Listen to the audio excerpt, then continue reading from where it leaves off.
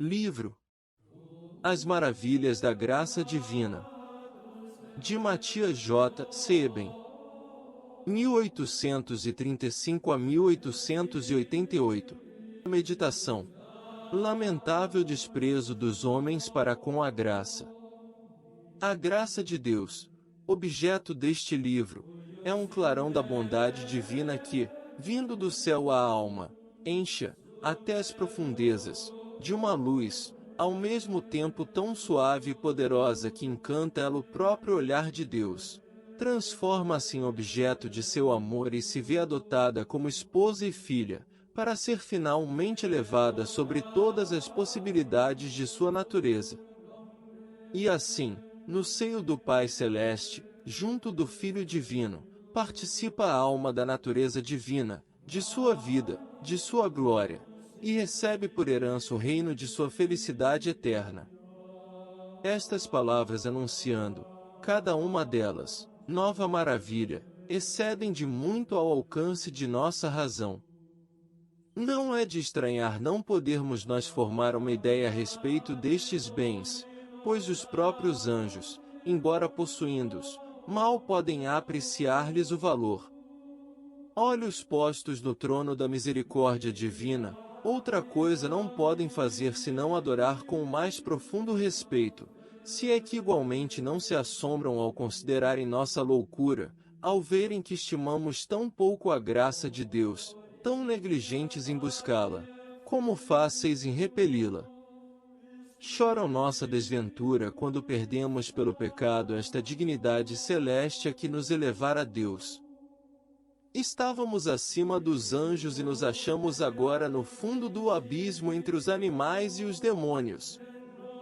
Como somos endurecidos, insensatos, que nem sequer o sentimos. Ensina o anjo da escola que o mundo inteiro, com tudo o que contém, vale menos aos olhos divinos que um só homem em estado de graça. Vai mais longe esse Agostinho e afirma que o céu e todos os coros dos anjos não lhe podem comparar. Deveria o homem sentir-se mais reconhecido a Deus pela menor graça do que se recebesse a perfeição dos espíritos puros ou o domínio dos mundos celestes? Como não sobrepujaria então a graça a todos os bens da terra? Entretanto, a ela preferimos qualquer um destes bens, troca-mo-la sacrilégio horrendo. Pelos mais abomináveis, brincamos com ela, dela zombamos. Não se envergonham os homens de sacrificar esta plenitude de bens, que Deus nos oferece juntamente consigo. E tudo isto, por não se privarem de um olhar impuro. Mais insensatos que Esaú, vendem sua herança pelo miserável prazer de um instante. Ela que sobrepuja em valor ao mundo todo. Assombrai-vos, ó céus! E vós, portas do paraíso, declarai-vos em luto. Quem seria tão temerário e insensato que, para proporcionar-se um passageiro deleite, faria desaparecer o sol do mundo, decretaria a queda das estrelas e introduziria confusão em todos os elementos? Quem ousaria sacrificar todo o mundo a um capricho, a uma ambição? Mas que é a perda do mundo em comparação com a perda da graça? E pensar que isto se pratica com tanta facilidade e frequência. E isto se dá, já não digo diariamente, e, sim, a cada instante com muitíssimos homens. Quantos se esforçam por impedi-lo já em si, já nos outros? Quantos os que se entristecem e se lamentam por isto? Estremecemos quando se obscurece o sol por um momento, quando o terremoto devasta uma cidade, quando uma epidemia ceifa homens e animais. E, entretanto, algo de imensamente mais terrível e mais triste repete-se cada dia sem nos comovermos: o fato de perderem tantos homens continuamente a graça de Deus, e desprezarem as mais favoráveis ocasiões de alcançá-la e aumentá-la. Tremia Elias ante o movimento da montanhal, O profeta Jeremias sentia-se inconsolável em face da destruição da cidade santa. O desmoronamento do bem-estar de Jó mergulhou os seus amigos, por 7 dias, num silêncio de dor. Choremos nossa desgraça. Nunca será suficientemente intenso nosso pranto, se chegarmos a destruir em nossa alma o paraíso da graça. Neste caso, com efeito, perdemos o reflexo da natureza divina, privamo-nos da rainha das virtudes, a caridade, com todos os seus efeitos sobrenaturais, expulsamos de nós os dons do Espírito Santo e a este hóspede celeste, repelimos nossa filiação divina, as vantagens da amizade de Deus, os direitos à sua herança, o fruto dos sacramentos e de nossos méritos. Em uma palavra, desprezamos a Deus, o céu, a graça com todos os seus tesouros. A alma que perde a graça pode aplicar-se a si própria à lamentação de Jeremias sobre Jerusalém. Como, em sua cólera, cobriu o Senhor com uma nuvem a filha de Sião? Precipitou do céu sobre a terra a magnificência de Israel. No dia de sua cólera não mais se lembrou do escabelo de seus pés. O Senhor destruiu sem piedade a morada esplêndida de Jacó. Onde encontrar quem reflita sobre seu infortúnio, quem se lamente e se defenda contra novos pecados? Toda a terra se cobriu de destruição porque ninguém se interessou por ela. É de toda evidência que pouco amamos a nossa verdadeira felicidade, e mal reconhecemos o amor infinito com que Deus nos cerca e os tesouros que nos oferece. Agimos como aqueles israelitas que Deus queria arrancar da escravidão do Egito e do árido deserto, para levá-los ao país onde corriam leite e mel. Desprezaram o dom imerecido, recusaram a própria mão que lhes estendia Deus pelo caminho, volveram-lhe as costas e suspiraram novamente pelas panelas de carne do Egito. Era a terra da promessa uma imagem do céu prometido por Deus a seus eleitos. O maná significava a graça da pátria celeste.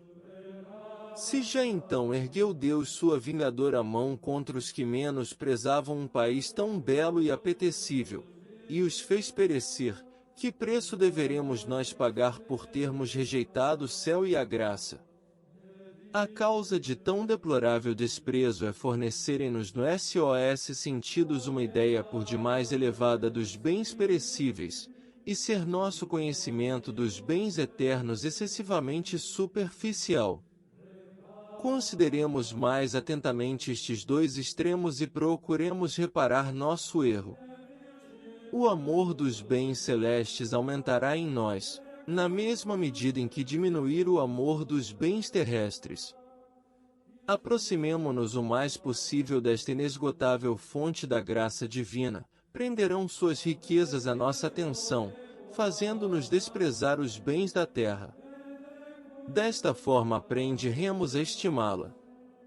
Aquele que venera e louva a graça, diz S.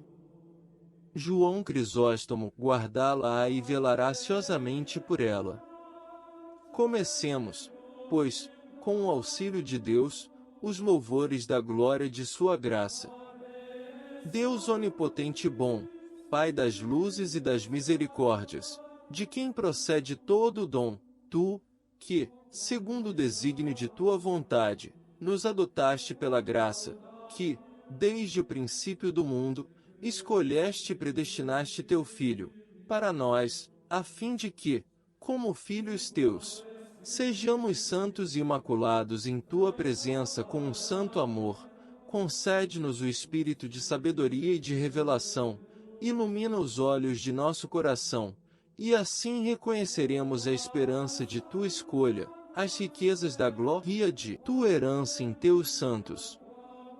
Dá-me luz e força para que consiga não diminuir com minhas palavras este dom da graça, pelo qual arrancas os homens ao pó de sua raça mortal e os adotas em tua divina família. Senhor Jesus Cristo, nosso Salvador, Filho de Deus vivo, por teu sangue divino derramado para salvar-nos e restituir-nos a graça, faze com que eu alcance mostrar, na medida de minhas débeis forças, o inestimável valor desta graça, por ti a tal preço comprada. E tu, Espírito Supremo e Santo, selo e dom do divino amor, hóspede santificador de nossa alma, por cujo intermédio a graça e a caridade se derramam em nosso coração, tu, que por teus 7 dons as nutres e sustentas, e que jamais dás a graça sem que te deis a ti mesmo, revela-nos sua essência e seu inapreciável valor. Santa Mãe de Deus, Mãe da Divina Graça, faze que eu possa mostrar aos homens, transformados pela graça em filhos de Deus e filhos teus, os tesouros pelos quais entregaste teu divino Filho. Santos anjos, espíritos glorificados pelo esplendor da graça divina, e vós, almas santas, que passastes deste desterro ao seio do Pai Celeste, todos, que no céu gozais do fruto da graça, ajudai-me com vossas orações para que, dissipadas as nuvens que ocultam a meus olhos e aos olhos dos outros o sol da graça, refulja ele com todo o seu brilho, e desperte, por seu resplendor, em nossos corações, o amor e o desejo da vida eterna.